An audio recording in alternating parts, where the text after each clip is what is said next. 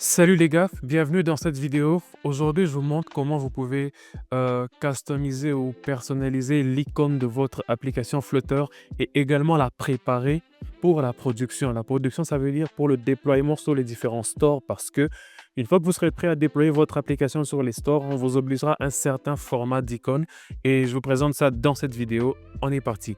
Alors, vous allez sur ce site app, appiconmaker.co.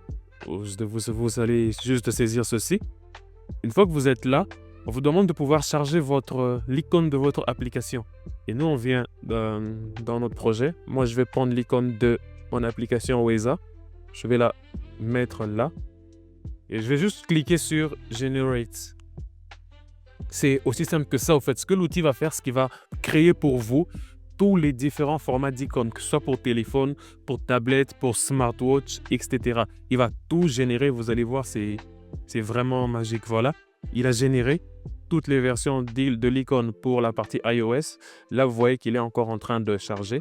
Alors, on a les différentes tailles d'icônes pour iOS. On peut venir là.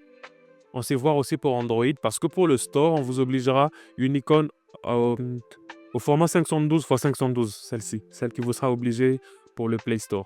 Ensuite, pour les devices comme les Apple Watch et les Android Smartwatch, vous avez tout ici. Ce que vous allez faire maintenant, c'est que vous allez juste... alors, qu'est-ce que j'étais en train de faire? Voilà, vous allez venir là.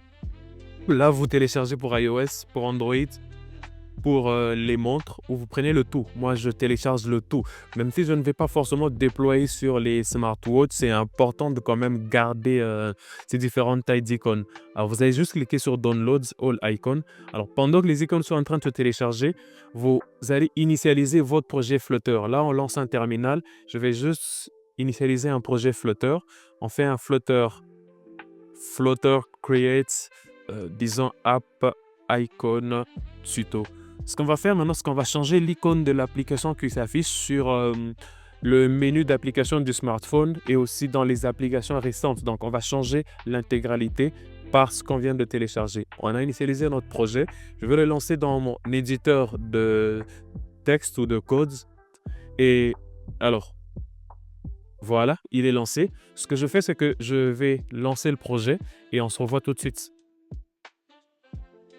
Alors voilà, mon émulateur s'est lancé. Ce que je fais simplement, c'est d'exécuter le projet. Vous lancez le projet normalement, comme d'habitude, pour qu'il puisse au moins se lancer pour la première fois et que vous ayez l'icône installée sur l'application. Alors ce qu'on fait, c'est que on vient là, dans le dossier libre, comme à l'habitude, on va créer un dossier assets. C'est là que je vais mettre toutes les images. Alors, après que nos icônes aient fini de télécharger, alors on va voir ça tout de suite. On vient là, on vérifie. On clique. Voilà, les icônes c'est téléchargé. Alors, on ne va pas toutes les remplacer à la main. Ici, vous pouvez prendre chacune des icônes et les placer dans les différents projets, dans les différents répertoires pour iOS et pour Android et avec les tailles demandées. Nous, on ne fera pas ça. Nous, on va faire ça automatiquement. On va juste prendre l'icône avec la plus grande résolution, celle-ci. On va la copier. On vient dans notre éditeur et on va ouvrir le dossier Assets et on va coller là notre image. Alors, on va juste l'appeler icon.png. Ensuite, ce qu'il faudrait faire, c'est ajouter cette icône dans notre fichier PubSpec YAML. Alors, on va juste chercher où se trouve la propriété asset. Voilà, on va décommenter comme ça. On décommente aussi là. Et là, on met le chemin vers notre répertoire lib. Là, c'est icon.png. Alors, avant icon, il y a bien sûr assets comme ceci. Alors là, ça veut dire qu'on va juste ajouter cette image et pas l'ensemble du répertoire. On va faire un CTRL-S pour que Flutter fasse un pub-get. Et ensuite, on retourne dans notre projet.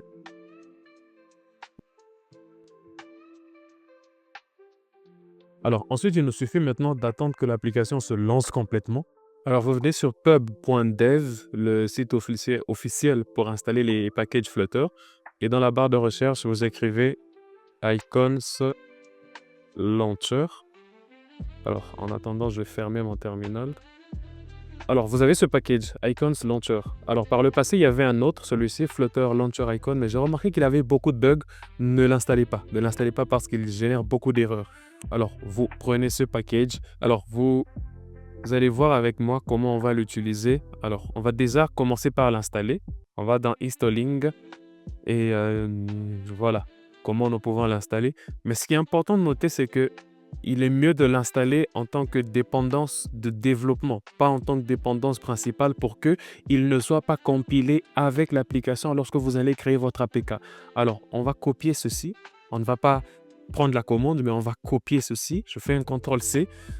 Vous venez dans votre fichier pubspec.yaml et on va rechercher la rubrique dépendance. Vous voyez, là, on a les dépendances. Si on avait installé avec un Flutter pub ads, il se serait ajouté ici. Et nous, on ne veut pas qu'il soit ici, on veut plutôt qu'il soit ici, dans les dev dependencies, dans les dépendances de développement pour qu'il ne soit pas compilé avec l'app bundle ou l'APK. On va coller ici, on fait Entrée et on fait un CTRL-S pour que notamment il fasse un pub get. Alors sur pub dev, on va cette fois-ci revenir dans le readme, on va faire un retour en arrière. OK.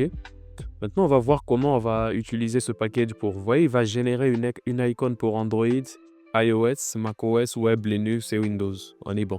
Alors, maintenant, on va ajouter cette directive dans notre fichier pubspec.yaml. On va copier ceci. On vient dans notre fichier pubspec.yaml, juste au-dessus de dev dependencies. On va coller ça. On fait un retour à la ligne. On va aussi créer de l'espace ici. Faites bien attention à comment le texte est aligné dans votre fichier pubspec.yaml parce qu'il est très sensible à ce genre de... En fait, il est sensible à la casse, l'espace et autres. Alors, ici, on dit Icon Launcher. On va mettre l'image, le chemin de notre image ici. Alors, nous, c'est lib.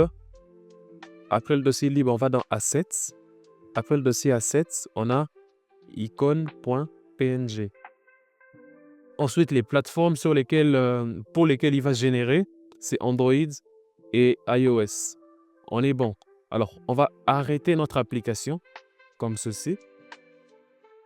Et si on revient sur la documentation, vous allez voir, voilà, il nous demande d'exécuter un pub get. Après un pub get, on va exécuter cette commande. Alors, on va juste copier la deuxième commande.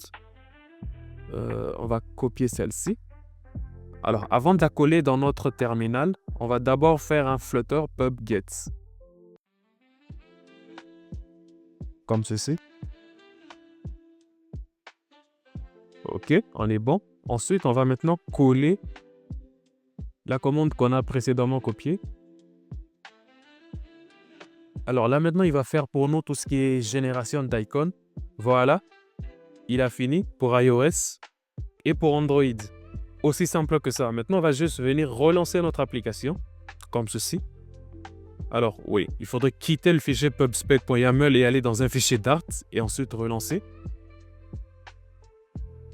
Vous allez voir ici, l'icône sera remplacée par l'icône que l'on vient notamment de sélectionner. Et elle sera remplacée partout, que ce soit pour Android, pour iOS, sur l'écran d'accueil où il y a toutes les applications. Et même quand on va lancer les applications courantes, il va changer l'icône juste au-dessus. Alors, on est là, l'application vient de se lancer. OK, elle est complètement lancée. On va juste voir les applications récentes, comme ceci. OK, vous voyez là, l'icône vient de changer. Il a bel et bien pris l'icône que nous avons sélectionnée. Alors, le noir derrière, c'est parce que j'ai pris une icône au format PNG. Le mieux serait soit un PNG avec un fond blanc, soit un JPEG avec un fond blanc. Vous n'aurez pas ce petit souci-là. C'est un détail. Alors, cette fois-ci, si on vient sur le menu d'application, vous voyez, notre application est là, avec l'icône déjà prise pour toutes les plateformes. Alors, c'était tout pour cette vidéo. De cette manière, vous pouvez changer l'icône de votre application. Alors, ce qui est bon, c'est que sur Android, il va même changer l'écran. Le premier écran qui s'affiche quand on lance l'application, c'est généralement l'écran noir sur Android. Il va aussi le changer et il va mettre l'icône en fait, de votre application parce que cet écran-là, on n'y a pas accès.